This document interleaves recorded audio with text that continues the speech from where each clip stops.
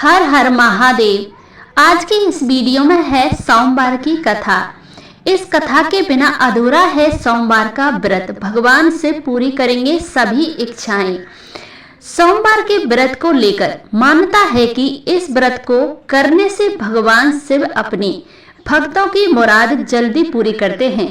सोमवार का दिन भगवान शिव को समर्पित है, इसलिए इस दिन भगवान शिव की पूजा और व्रत करने का महत्व और ज्यादा बढ़ जाता है।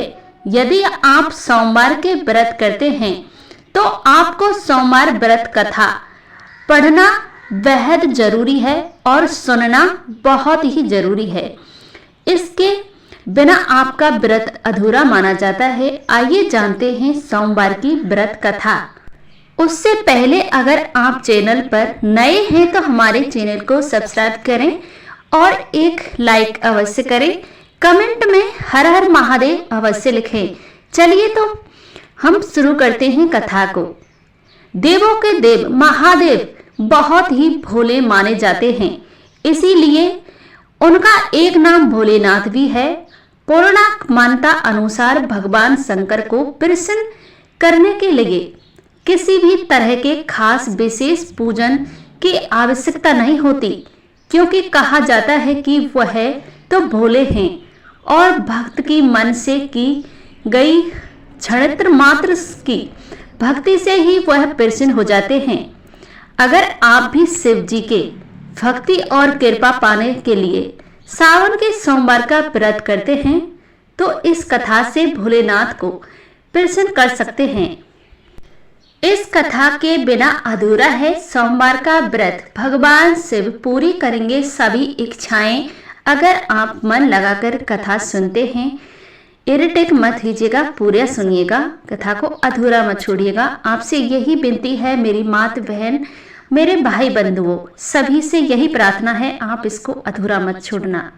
आपकी कोई भी इच्छा हो वह मिलता है। हमारे भोलेनाथ भगवान ऐसे हैं। साहूकार को मिला संतान प्राप्ति का वरदान। एक बार किसी एक नगर में एक साहूकार था। उसके घर में धन की कोई कमी नहीं थी, लेकिन कोई संतान ना होने के कारण वह बहुत ही दुखी था। संतान प्राप्ति के लिए वह हर रोज सोमवार का व्रत रखता था और पूरी श्रद्धा के साथ शिव मंदिर जाकर भगवान शिव और माता पार्वती की पूजा करता था। उसकी भक्ति देखकर एक दिन मां पार्वती ने प्रसन्न होकर भगवान शिव से साहूकार की मनोकामना पूर्ण करने का निवेदन किया। पार्वती जी के ग्रहण पर भगवान शिव ने कहा कि हे पार्वती, इस संसार में हर प्राणी को उसके कर्मों का फल मिलता है और उसके भाग में जो हो उसे भोगना ही पड़ता है। लेकिन पार्वती जी ने साहूकार की भक्ति देखकर उनकी मनोकामना पूर्ण करने की इच्छा व्यक्त की। माता पार्वती के आग्रह पर शिवजी ने साहूकार को पुत्र प्राप्ति का वरदान तो दिया, लेकिन बताया कि वह बालक 12 वर्ष का ही जीवित रहेगा। माता पार्वती और भगवान शिव की बातचीत को साहूकार सुन रहा था, इसीलिए उसे ना तो इस बात की खुशी थी और ना ही दुख। वह पहले ही भक्ति शिव जी की पूजा करता रहा। कुछ समय के बाद साहूकार की पत्नी ने एक पुत्र को जन्म दिया।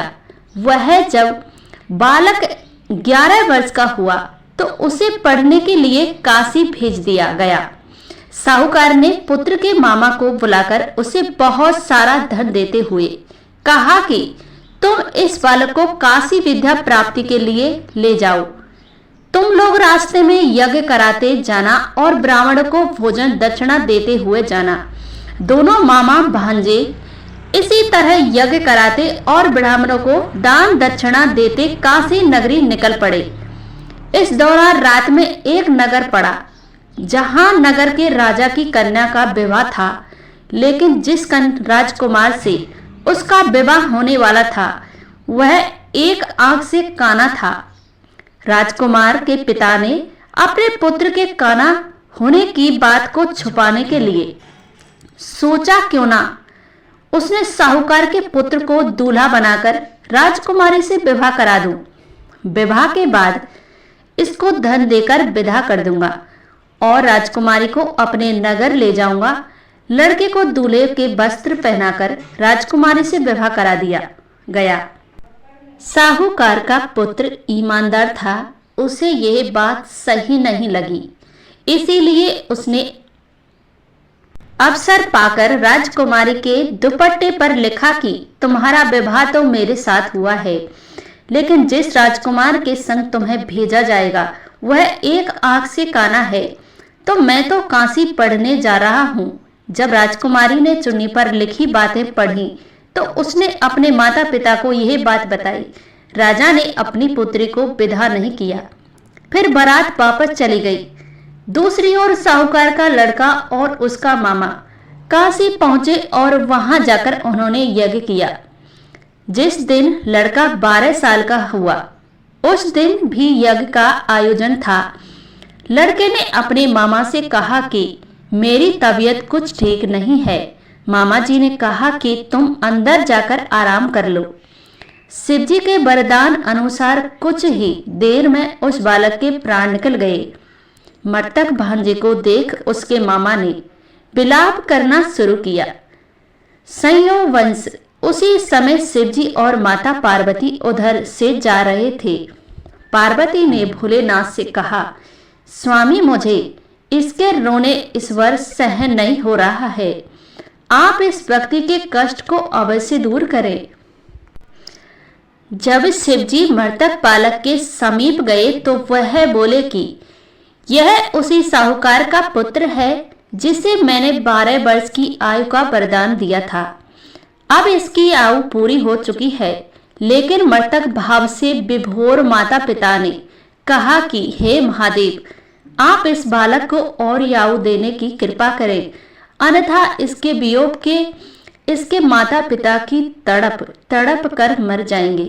माता पार्वती ने पूर्ण आग्रह पर भगवान शिव ने उस लड़के को जीवित होने का वरदान दिया। शिवजी की कृपा से वह बालक जीवित हो गया।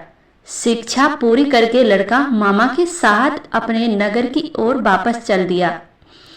दोनों चलते हुए उसी नगर में पहुंचे जहां उसका विवाह हुआ था। उस नगर में भी उन्होंने यज्ञ का आयोजन किया। उस लड़के के ससुर ने उसे पहचान लिया और महल में ले जाकर उसकी खातिरदारी की और अपनी पुत्री को विदा किया। इधर साहूकार और उसकी पत्नी भूखे प्यासे रहकर बेटी की प्रतीक्षा कर रहे थे। उन्होंने प्रण कर लिया रखा था कि यदि उन्हें अपनी बेटी की मृत्यु का समाचार मिला तो वह भी प्राण त्याग देंगे, परंतु अपने बेटे के जीवित होने का समाचार पाकर वह बेहद प्रसन्न हुई। उसी रात भगवान शिवजी ने साहूकार के इस वर में आकर कहा कि हे ऋषि, मैंने तेरे सोमवार के व्रत करने और व्रत कथा सुनने से प्रसन्न होकर तेरे पुत्र को लंबी आयु वरदान की है। इसी प्रकार जो कोई सोमवार व्रत करता है या कथा सुनता और पढ़ता है उसके सभी दुख दूर हो जाते हैं, सभी मनोकामना पूरी होती है। भक्तजनों, यहाँ पर समाप्त होती है सोमवार की व्रत कथा। अगर आपको यह व्रत कथा पसंद है और आपको अच्छी लगी तो एक लाइक अवश्य करना, हमारे चैनल को सब्सक्राइब करना ना भूलें और एक लाइक करना। कमेंट में हर हर महादेव अवश्य लिखें। आपकी हर मनोकामना पूरी हो, मैं यही प्रार्थना करूंगी भोलेनाथ से। हर हर महादेव। जय हो शिव भगवान की, जय हो माता पार्वती।